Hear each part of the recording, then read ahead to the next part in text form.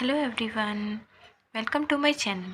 तो आज हम पढ़ेंगे फार्माकोलॉजी में फर्स्ट यूनिट में ये ड्रग एब्जॉर्प्शन वाला टॉपिक, उसकी definition, factor affecting drug distribution, ये सारी चीज़ें हम पढ़ेंगे फार्माकोलॉजी में फर्स्ट यूनिट की। सबसे पहले स्टार्ट करते हैं ड्रग डिस्ट्रीब्यूशन ऑफ ड्रग की। जो हमारी ड्रग है, जब हमारी बॉडी में उसका इनटेक हो गया, एब्जॉर्प्शन हो गया, ठीक है, उसका अब हम देखेंगे जब एब्जॉर्प्शन के बाद हमारी जो ड्रग है वो हमारी बॉडी में किस तरीके से डिस्ट्रीब्यूट होती है। तो distribution in pharmacology is a branch of pharmacokinetic. जैसे कि हमने पहले इसी वीडियो में पहले पढ़ा था उसके स्कोप के बारे में फार्माकोलॉजी में, कि फार्माकोकाइनेटिक होता है जिसमें हम एब्जॉर्प्शन, डिस्ट्रीब्यूशन, मेटाबॉलिज्म, ये सारी चीज़ें पढ़ते हैं। तो एक तरीके की ब्रांच है pharmacokinetic which describe the reversible transfer of the drug, जो ये बताती है कि हमारी जो ड्रग है अगर वो किसी ऑर्गन में गई है तो वो रिवर्सिबल का मतलब आना जाना, जैसी गई है वैसी वापस भी आ सकती है। Drug from of one location to another location, एक जगह से दूसरी जगह तक पहुंचती है हमारी बॉडी में।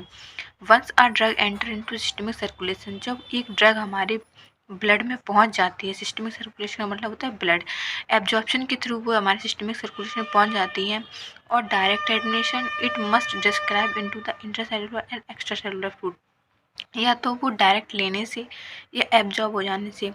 तो ये उसमें ज़रूरी रहता है कि या तो वो इंट्रासेलुलर और एक्स्ट्रासेलुलर दोनों तरीके से वो हमारी बॉडी में डिस्ट्रीब्यूट होती है। Each organ and or tissue depend on muscular permeability region blood flow to various body tissue और drug fluid। मतलब जब कोई भी ड्रग एंटर हो जाती है तो वो हर एक ऑर्गन में जाती है, हर एक टिश्यू में जाती है। वो उसके ऊपर डिपेंड करता है कि वो टिश्यू उसको कितना अंदर आने दे रहा है और कितना ब्लड फ्लो है उस टिश्यू में या उस ऑर्गन में। वेरियस बॉडी टिश्यू और फ्लूइड अलग अलग फ्लो में रहते हैं, मतलब अलग अलग ब्लड फ्लो रहता है हर एक ऑर्गन में, हर एक टिश्यू में।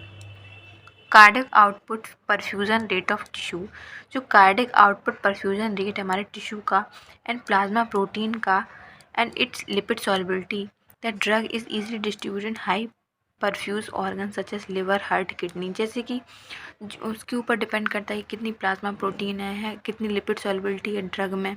अगर इजीली डिस्ट्रीब्यूट हो जाती है परफ्यूज ऑर्गन में, मतलब जो ईज़िली उसमें उसको ड्रग को एंट्री दे देते हैं ऐसे ऑर्गन, जैसे कि लिवर हो गया, हार्ट हो गया, किडनी हो गया, ये सारी जो ऑर्गन है इसमें ईज़िली ड्रग हमारी पहुंच जाती है।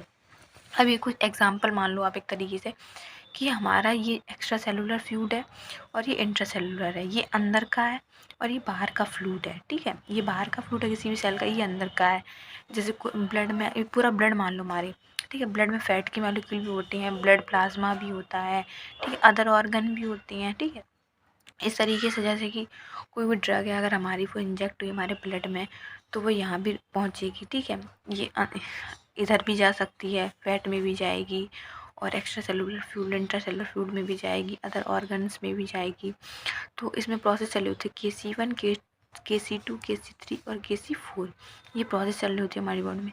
Cases depend on permittivity of barrier, मतलब जो इसमें जो बैरियर लगे होते हैं उसके ऊपर डिपेंड करती है कि वो कितनी ड्रग को अंदर, बाइंडिंग कैपेसिटी कितनी वो ड्रग उस ऑर्गन के साथ बाइंड हो रही है। पीएच ऑफ द कंपार्टमेंट, मतलब जैसे स्टमक का पीएच ज़्यादा होता है और अदर ऑर्गन का देखो तो किसी का कम रहता है, किसी का ज़्यादा रहता है, ये उसके ऊपर डिपेंड करता है, ठीक है।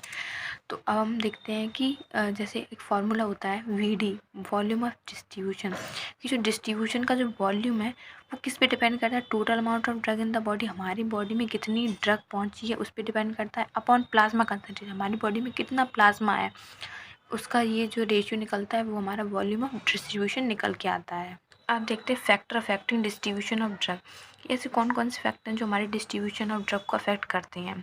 The pharmacological agent are administered in a suitable dose, जो हमारे ड्रग है वो एक सुटेबल डोज में हमें दी जाती है, ब्लड स्ट्रीम में get uniformly distributed in the body, और वो पूरी बॉडी में एक समान उसको डिस्ट्रीब्यूट कर देती है, and then reach into site of action, और जहाँ पे उसको एक्शन दिखाना होता है, जैसे पेन का है तो पेन वाली जगह पे वो अपना एक्शन दिखाएगी और वो बॉडी से बाहर चली जाती है, ठीक है।